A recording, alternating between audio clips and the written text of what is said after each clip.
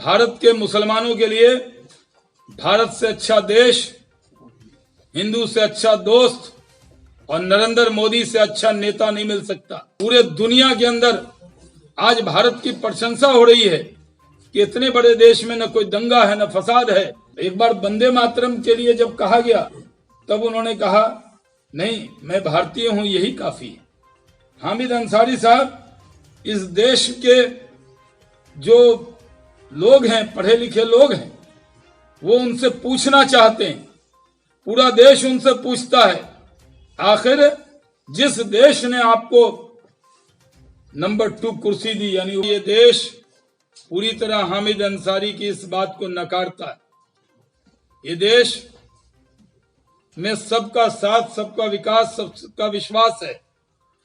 और मैं मानता हूं कि जिस तरह अमेरिका की जो आईएमसी है, जो एक संस्था है जो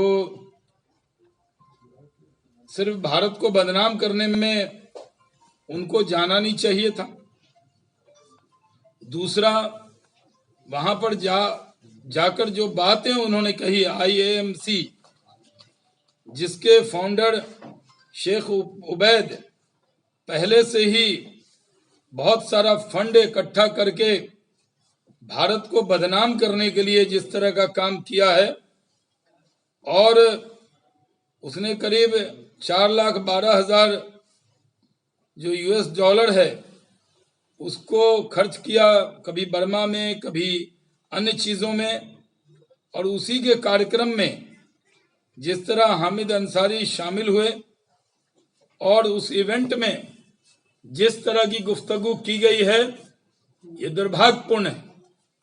भारत के मुसलमानों के लिए भारत से अच्छा देश, हिंदू से अच्छा दोस्त और नरेंद्र मोदी से अच्छा नेता नहीं मिल सकता, जो सबका साथ, सबका विकास, सबके विश्वास के रास्ते पर इस देश को लेकर चल रहे हैं। पूरे दुनिया के अंदर आज भारत की प्रशंसा हो रही है कि इतने बड़े देश में न कोई दंगा है, न फसाद है, न कोई विवाद है। भारत संविधान से चलता है।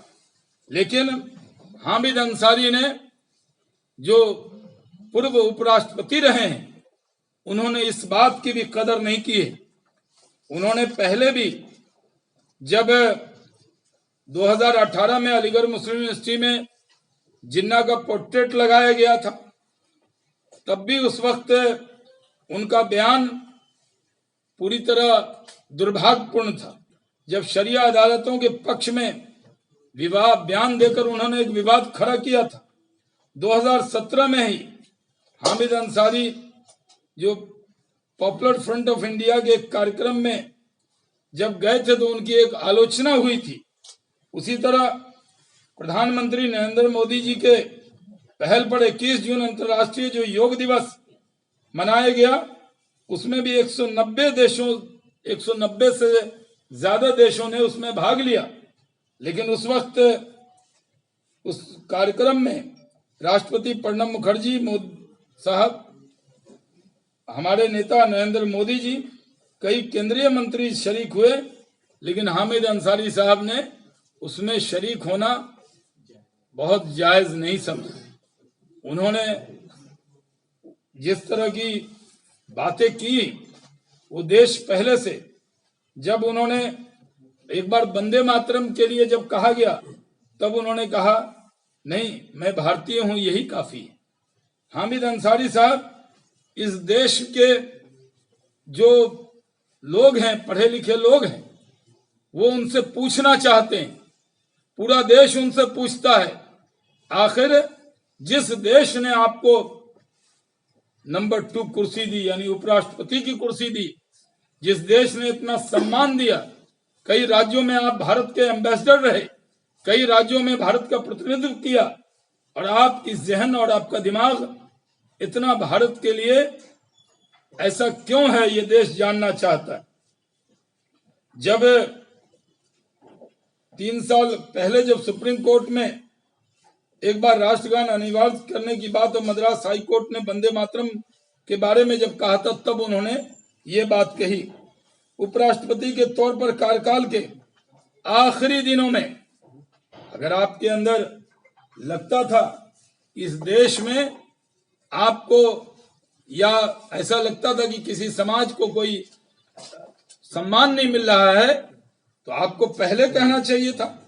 लेकिन आखिरी दिनों में उन्होंने ये स्वीकारता का माहौल को खतरे में बताया पार्लियामेंट के ऐसे में, राज्यसभा के अंदर, और जिस तरह की बातें उन्होंने कही थी उससे पूरा देश शर्मसार हुआ था।